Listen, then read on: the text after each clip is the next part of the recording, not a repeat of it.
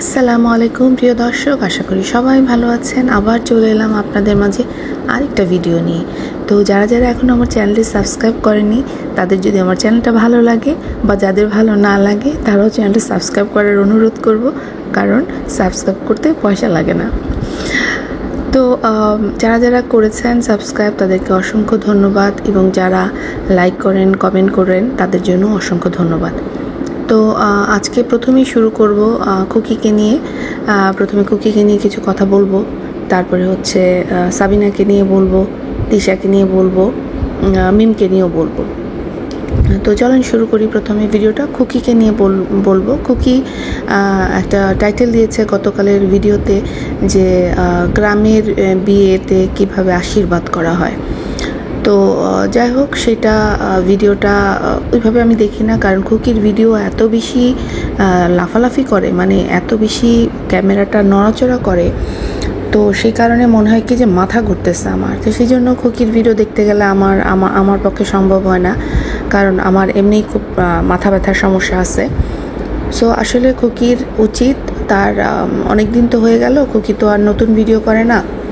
খুকি অনেক দিন থেকেই হচ্ছে এই কি বলে এটাকে ভিডিও করে, টাকাও ইনকাম করে। ওর উচিত ওর ভিডিওটা হয় ওর মোবাইলটা চেঞ্জ করা, অথবা ওর হাতের ব্যাপারে আরও সতর্ক হওয়া। যখন ভিডিওটা করবে বা যাকে দিয়ে ভিডিও করায় তাদের জন্য অবশ্যই শক্ত হাতে করে। যেমন মরিয়ম কিন্তু অলরেডি পাকা হয়ে গেছে, মরিয়ম ভিডিও করে, মরিয়মের ভিডিও কিন্তু নড়াচড়া করে না। এছাড়া মিম, তারপরে হচ্ছে তিশা, তানকে দিয়ে ভিডিও করায়, ওরা কিন্তু বেশ মোটামুটি সবাই রপ্ত করে ফেলছে কীভাবে ভিডিও ধরতে হয়।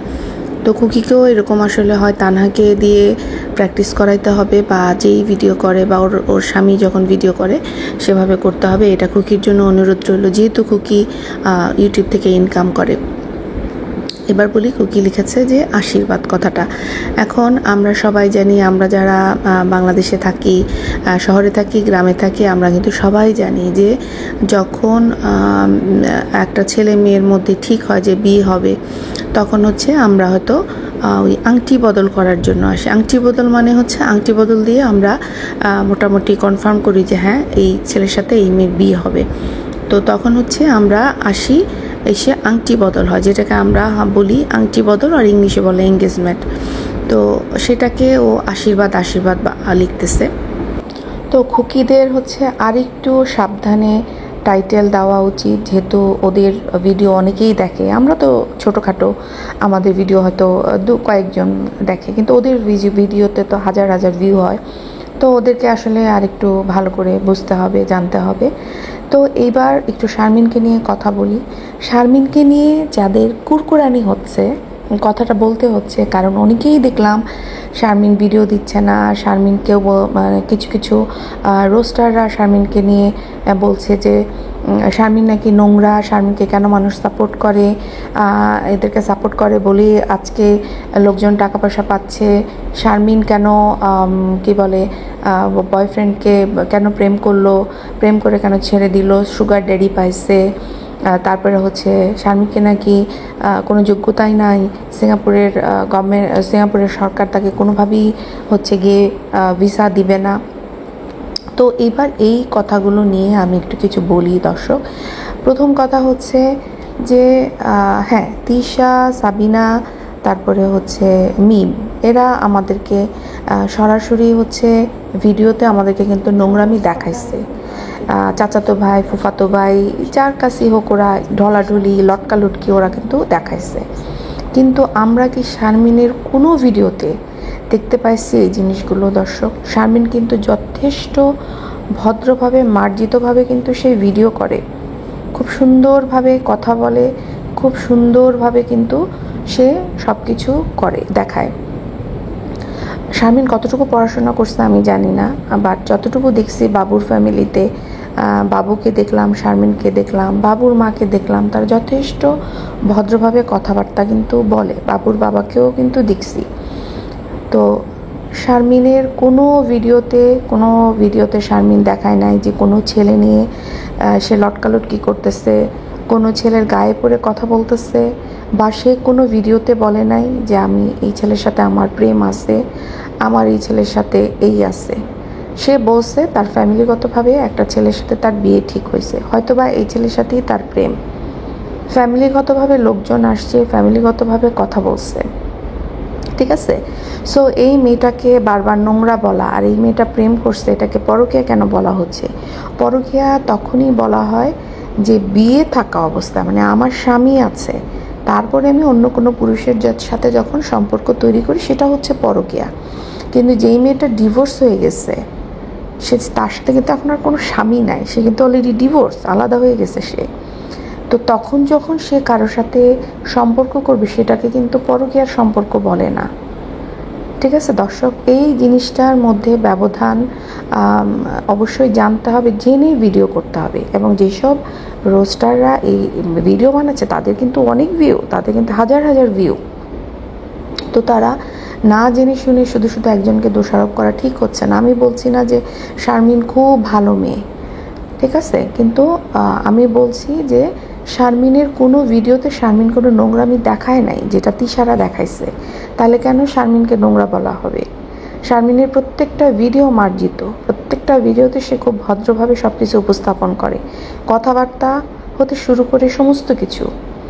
তো সেখানে এই মেয়েকে নোংরা বলার কোনো মানে আমি দেখি না। আর হ্যাঁ, যেখানে ওদের পরিবার থেকে বিয়েটা দেখা হচ্ছে, যেখানে ছেলের মা ওদের বাড়িতে যায়, সেখানে নিশ্চয়ই পারিবারিকভাবেই কোনো প্রবলেম হওয়ার কারণেই হয়তোবা শারমিন বিয়েতে রাজি হচ্ছে না। দর্শক, এটা খুব ভালো করে আপনারা যদি দেখেন ভিডিওটা, তাহলে কিন্তু ওর ভিডিওগুলো দেখলে বুঝতে পারবেন। আমি খুব বেশি ভিডিও দেখি নাই, কিন্তু যতটুকু দেখি আমি বেশিরভাগ টাইমই খুব একটা সময় পাই না ভিডিও দেখার, ঘরের কাজকর্ম থাকে, আর অনেক কিছু কাজ থাকে মানুষের।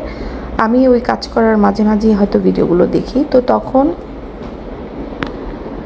যতটুকু বুঝলাম যে পারিবারিকভাবে কোনো সমস্যা হচ্ছে।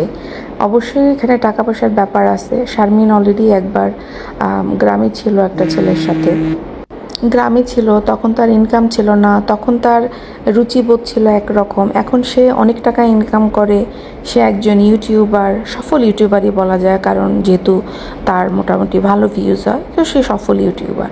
সে এখন টাকা ইনকাম করে, তার রুচিবোধ কিন্তু এখন অবশ্যই বদলাবে দর্শক। সো এখন একটা মেয়ে যেহেতু বিয়ে করে নাই, সে কোনো নোংরামি করতেছে না, তার যদি বিয়ের মুহূর্তে মনে হয় যে না, এই ছেলের সাথে তার কোনো কিছু হচ্ছে না, লাইক টাকা পয়সার ব্যাপার তো অবশ্যই থাকতে পারে। একটা মেয়ের বিয়ের সময় অবশ্যই একটা ভালো ছেলের পাশাপাশি কিন্তু অবশ্যই একটা সচ্ছলতা দরকার।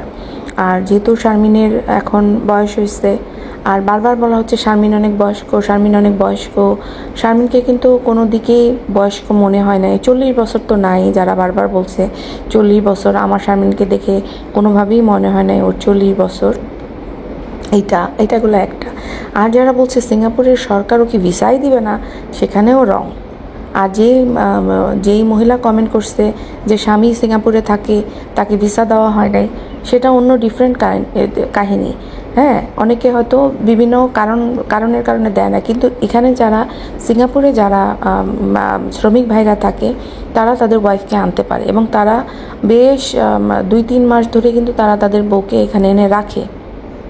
আর যদি বলেন ভিজিট ভিসায় থাকে, যদি শারমিনের এখানে কোনো আত্মীয় স্বজন থাকে, ইজিলি শারমিনকে ভিজিট ভিসায় নিয়ে আসতে পারবে, সেখানে কোনো টাকা পয়সা দেখাতে হয় না।